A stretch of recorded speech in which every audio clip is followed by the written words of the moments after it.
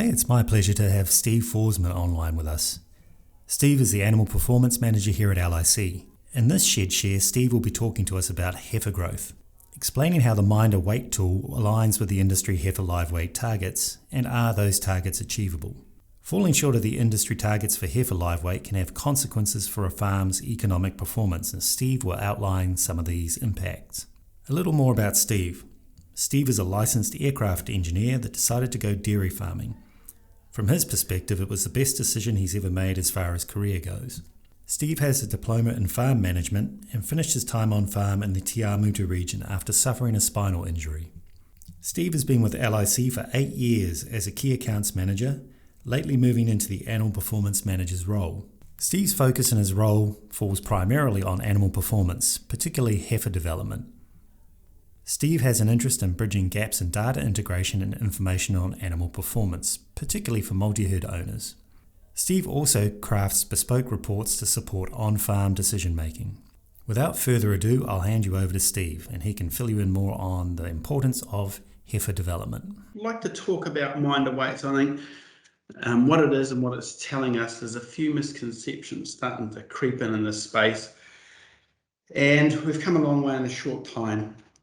I think we've up to about 2008, we were recording total live weights into the MINDA database, around 100,000 a year total. That's cows and heifers, and we were only recording live weights on around 20,000 1 and 2 year olds a year. And then in 2009, there was a little bit of interest when the ministry decided that we're going to have a traceability scheme along with some EIDs to manage that. So farmers started to use those and made it a bit easier to record heifer weights out at grazing. So we had a little bit of a blip then. And then in 2010-11, I'll say 2011, they released the results of a huge heifer study undertaken by Lorna, Mcnaughton and Thomas Lopdell here at LIC. And we had suspected that heifers hadn't been grown as well as they should have been. And it turned out that this study put a number on it, and 70% of heifers were undergrown in New Zealand by 5% or more, and the average was 11% below at plant starter calving. So it was a huge opportunity. So the release of that study, and on the release of that information, Dairy NZ jumped on board. They threw a lot of resources at this. There were monitor farms, grazing blocks, monitor farms, really passionate people in the field like Sarah Dirks, a lot of extension messaging. Then the NATE database came online in 2012, and of course LIC released MINDA weights in 2011, I think it was. And so it was like a perfect storm. It created a lot of activity and a real movement. So we went from 100,000 live weights a year to 3.2 million in real short order. 3.2 million, and we're recording live weights on around 650,000 rising 1 and 2s each year.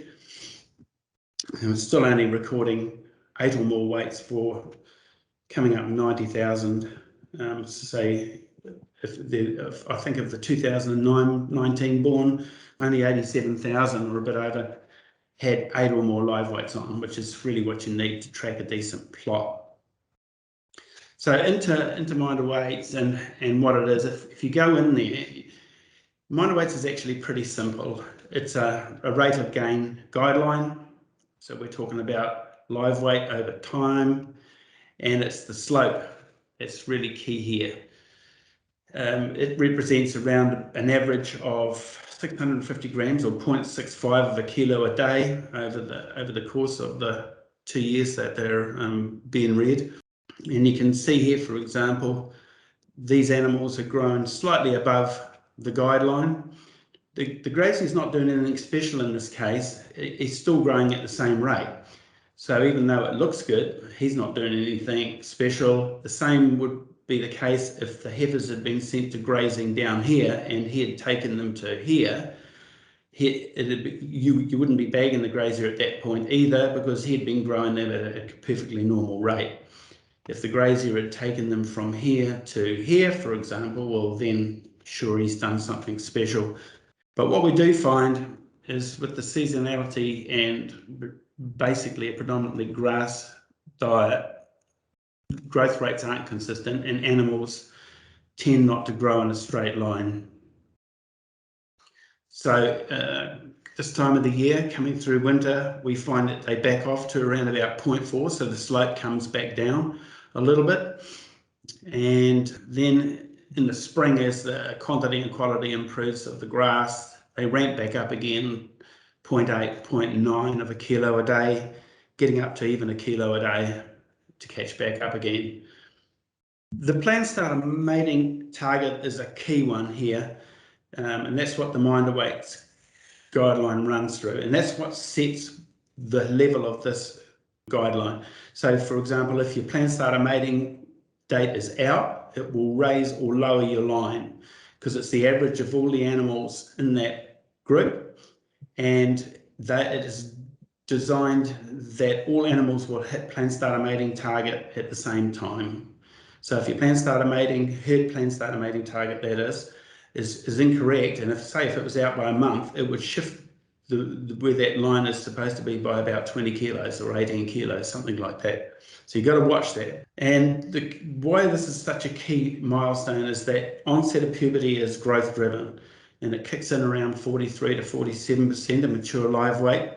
And we really want heifers to have had multiple cycles before they meet the bull. The first 2 cycles are less fertile than the third and subsequent cycles. So that is a key driver, and I think one of the more important milestones on the guideline. In the second tab, MINDA weights, I hardly ever go in here. It's quite sensitive, and it'll flag every now and then. Some of these animals will be flagged red because they've dropped below anticipated growth rates or guideline growth weights, if you like. But as you've seen previous, that is actually perfectly normal. They do tend to dip below the guideline in the winter, and it did cause a little bit of panic in the early days. And so I tend not to go in here. I find it a little bit sensitive, although it is a good snapshot. It's a history snapshot of all the weighings that have taken place for the animals in the group that you've selected. And if you are interested in any of the information on these plots, just click up the little question mark there, and you'll find there's a guide about how to interpret what you're looking at. This graph here is the third graph. Interpreting MINDA weights, you have to bear a couple of things in mind. This graph is a scatter graph of all the animals that were in that first plot that you had selected, and you'll see the range.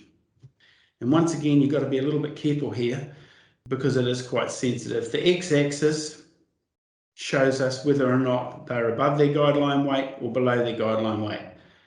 The y-axis is rate of gain. Are they growing fast enough to get to their next target, or are they not? And this is a July weight, and they have slipped back into winter growth rates, and it is saying now that they're not going to, these animals are all not growing fast enough to get to target. What the computer doesn't know is that in about 3 months' time, they're all going to shift over here because the rate of gain is going to improve. So you've got to bear that in mind when you're looking at this information. Don't panic at what you see in front of you. Apply a little bit of common sense to it and put things into perspective.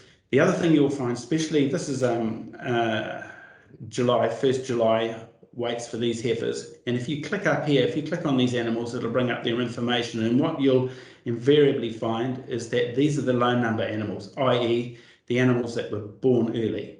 These ones down here will predominantly be the ones that were born late.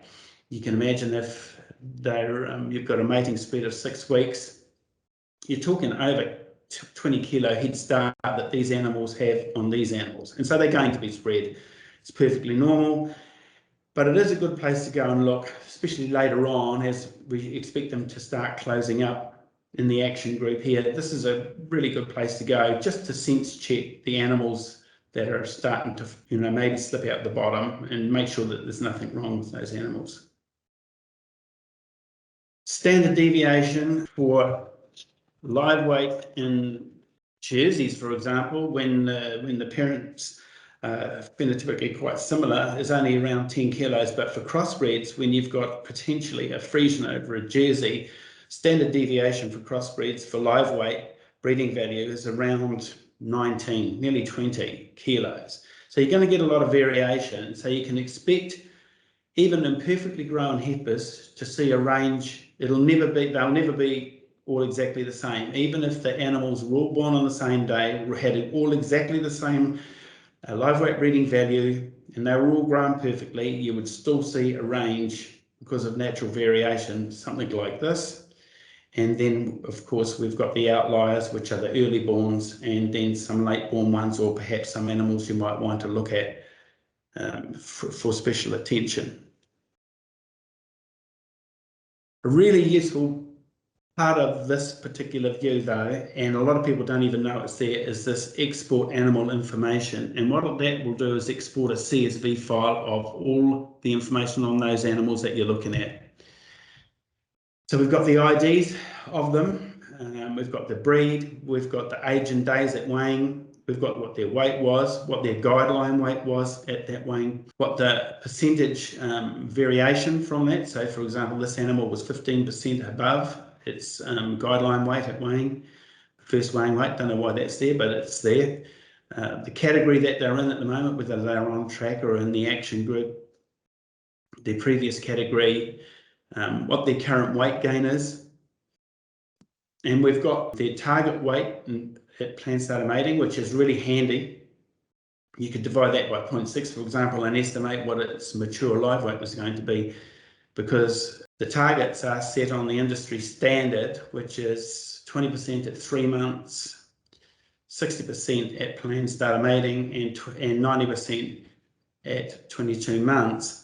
This one here you've got to be very careful of, because that has been extrapolated out to draw the guideline, and that's actually a 24-month target. It's too high, so you can't do the same thing with this one.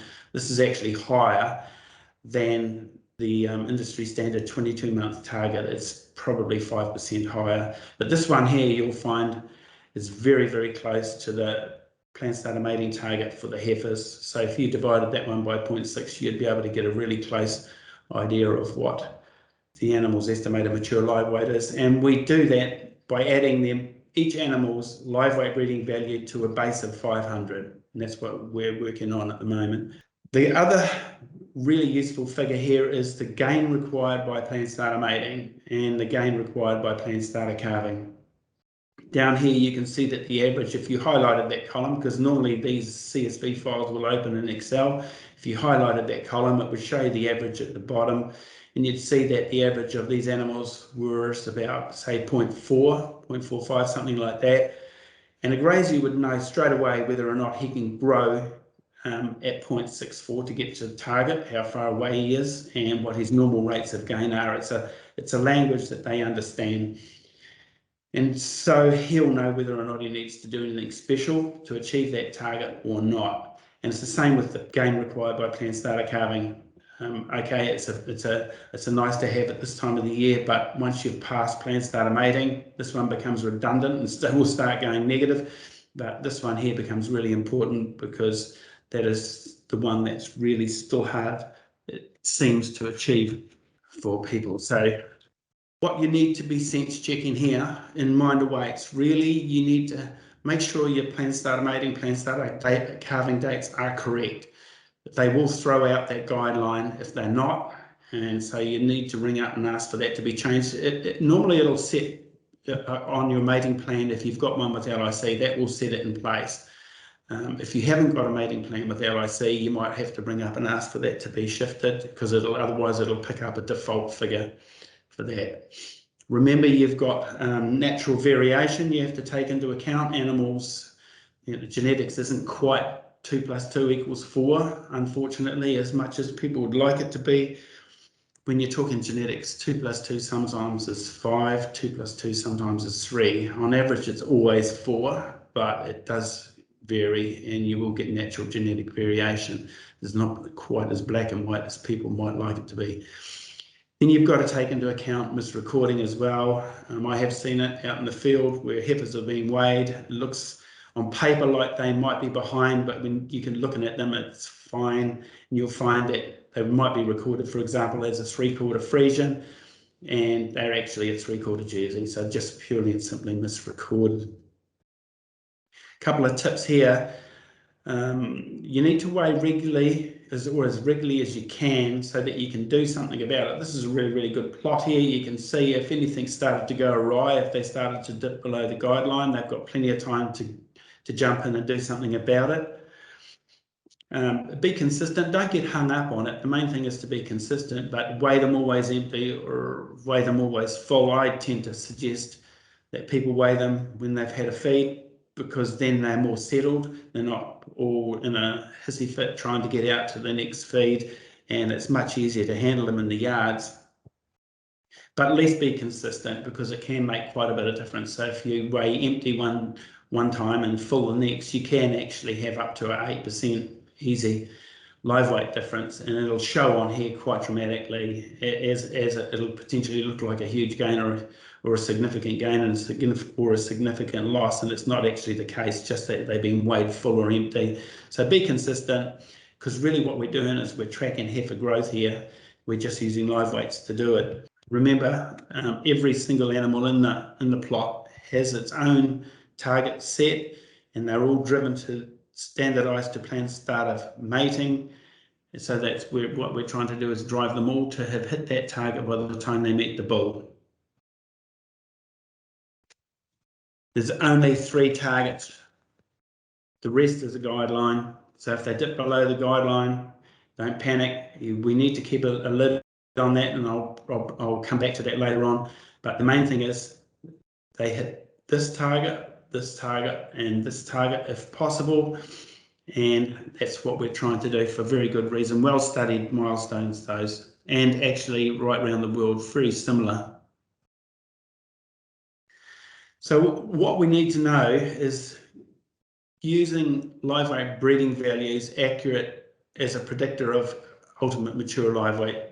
And of course, it won't be for individual animals, they will vary, but for a group of animals, it turns out it's actually very accurate. Luckily, we've got 40 herds with really consistent walkover weighing data, very clean data. We're looking at 4.2 million live weights, and we're looking at the plot of these animals as a percentage of mature live weight over time for these 40 herds. So you can see, as expected, they're not fully grown. This is the 100% line. They've hit 100% of estimated mature live weight using BVs at around about 5 years of age, which is about what we'd expect. Dairy cows aren't fully grown until the end of their 3rd lactation, so this is about what we'd expect. And what you can see here is, if we look at each particular plot, where that's a yearly growth pattern, and then they get to 100% of mature live weight, they drop to condition score 4, up to condition score 5, condition score 4, condition score 5. So we're going right out to 13 years of age here. But you can see that at least for these 4.2 million live weights that we're looking at, that they have hit estimated mature live weight using their breeding values, and in fact they went above it. On average, they reached 103%. And if I was to break that down by breed, the Friesian Jersey crosses here, which are the biggest lot, reached 103% of estimated mature live weight. The Friesians actually achieved 105% of estimated mature live weight, so slightly higher than they grew slightly higher than what we would have expected. And the Jersey slightly lower, 99%. So a little bit of a breed bias, at least in the data set we're looking at. We're to draw a line as to how these heifers should have grown, because you can see here these animals got no distinct advantage. In fact, they were below average at 22 months. Coincidentally, these 40 herds don't do a lot of weighing on their heifers, but the ones that are in the data set only grew to 82% at 22 months. And if we were to fill the line in, you can see how they should have grown, or close to how they should have grown, and all this area in here represents lost opportunity. That's catch-up growth they've had to do at the expense of production, which is why we put a figure of around about 2 kilos of milk solids for every percent below target at 22 months. So these animals, for example, 82.8, we're talking 16 kilos of milk solids in their first lactation penalty, because they've got this catch-up growth to do versus putting it into the vat. And we've seen that play out in real life in herds as well. So it's actually easy to prove phenotypically. The other thing we need to look at is how do heifers grow, and are these targets achievable? How are people going? And if here we're looking at the 2019 springborn. So these are the heifers that are coming into the herd this year. You're just tagging them all now.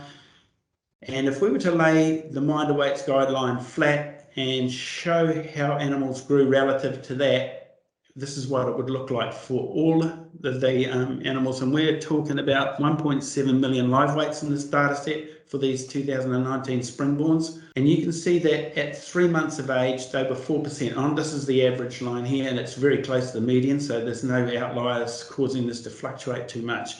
They were 4% above the MINDA weights guideline on average at 3 months of age. So no problem there. That was the first point actually that improved when we started monitoring live weights better than we were. Then they dipped below the guideline during the winter, and at about 12 months, that peak dip is about 8%. And we'll come back to that in a tick. Then they start ramping up again during the spring, and on average, these 2019 springborns were 1% above their plant starter mating target. So certainly targets are achievable. They were 2% below at 21 months, and then we're starting to get a little bit of a drop off here. That's normal. Some of these animals were starting to calve. We were still collecting some walkover weaning weights perhaps, but we're really struggling to hold on to that 22-month target. But at 21 months, which is about when they go home, on average, they were only 2% below the MINDA weights guideline. You can see the variation as well in performance. Now we're talking about grazing performance here. We're talking about the bottom 10%, the bottom 5%. There's a huge variation. Top 10% and top 5% lines. So there are heifers that grow way up here. In fact, there are grazing companies that grow way up here.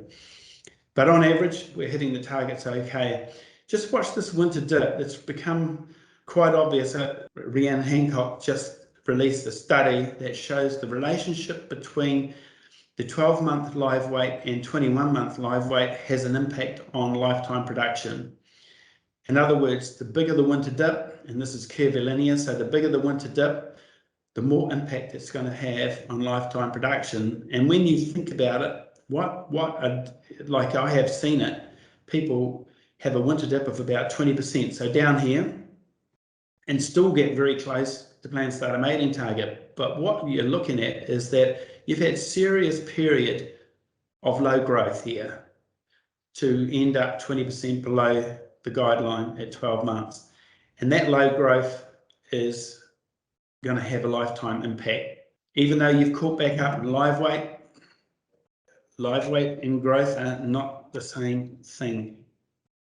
There is some good news. So as we know, they were, from the heifer study, they were on average 11% below the guideline or below target plant starter calving when they did the study. And here we're looking at the difference between the 2012 born and the 2015 born. You can see that at plant starter mating, the 2012 born were 3% below the guideline, and by 2015 that had already hit plant starter mating target.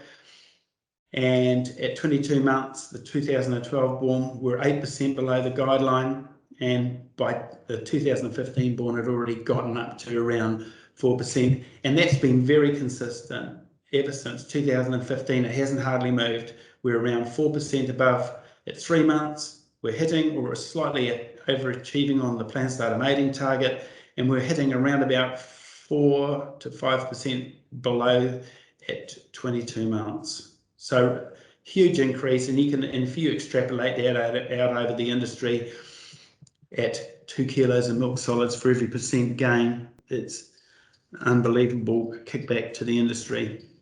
The job's not finished. You've got to remember that these animals are still growing. And if we look at the Dairy NZ ideal age group breakdown, when we're trading off genetic gain against production, and we tend to look at the 4 to 8 year old group as being the engine room of a herd. And the percentages should all add up to around about 53% of the herd. You should have 53% of these animals still left. For example, if you're replacing animals at 20% a year, then you still need 50% of them to be alive for them to make up 53% of your herd. In this example here, 57% of the 4 to 8-year-olds that were born into that herd are still alive, are still current in MINDA. That's a fairly powerful engine room, slightly above the guide from Dairy NZ as to what that age group should look like. So that's a fairly powerful engine room. But we do have herds with retention rate issues. And here's an example of a herd that's only, the 4 to 8-year-olds only make up 28%. In other words, 72% of the animals that they bred in the 2012, 13, 14, 15, 16 year age groups, 72% of them are no longer with us. They've gone out of the system. That means that production for this herd is all coming from the older cows that have survived and under pressure young stock, the 2 and 3-year-olds. And you can see that they will have been under pressure probably because of the fact that they start tipping out of the system real quick, and there's only, by the time you get into that 4 to 8-year-old group, there's only 28% of them left. So something to bear in mind, a lot more people are putting these animals onto once a day, at least for part of the year, as 2 and 3-year-olds to try and retain that high genetic merit, and so that it can come through. These animals are now fully grown, can reach their production potential for the first time predominantly, and you need to make sure you got as many of them as possible. In summary, we measure heifer live weight to monitor growth. It's not all about the live weight, and that's what people are, I think that is probably the misconception. People are starting to gravitate to this is all about live weight. If animals are undergrown, you can't grow an animal up by just whacking live weight back on it again. Live weight and growth are not the same thing. Growth's a combination of age, genetics, live weight, all these things, organ development. We use live weight because it's convenient, it's low impact, it's easy to do, and it's a very good guide, especially for a group of animals, as to how well grown they are. But it's not all about the live weight. If you could make an animal grow up by just whacking weight on it, I think there'd be a McDonald's at Boys High. Misrecording, you've got to remember that you've got to allow for misrecording, and even if DNA'd animals will vary from ancestry because of natural genetic variation.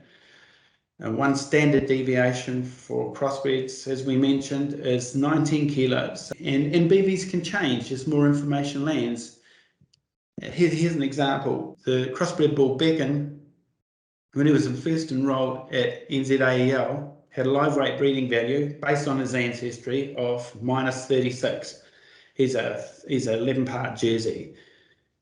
By the time his daughters started coming in and we found out that they were growing bigger than we thought, he's now got a live weight breeding value of -2.41. So you're talking about a 34 kilo shift in his live weight breeding value. So all his daughters, and he'll have passed on half of that, 17. So all his daughters will have shifted from the first ones, will have shifted 17 kilos in live weight breeding value. That's nearly a full standard deviation. So just remember, don't get hung up on individual animals. And that's why we don't focus on them. We pay attention to them perhaps, but we just look at the group average. Some of the people that, and we keep an eye on the outliers, the people that tend to focus on the outliers often are the ones that haven't even got the group average to the guideline yet. Main thing is get the group average to the guideline. It can be above it. We haven't really had enough animals or overgrown animals to really study properly yet. There's not been enough in the system to really study to see if there's any negative effect from going way too high. There's nothing obvious at the moment, but certainly there is a penalty to be paid in production and in herd life for undergrowing heifers.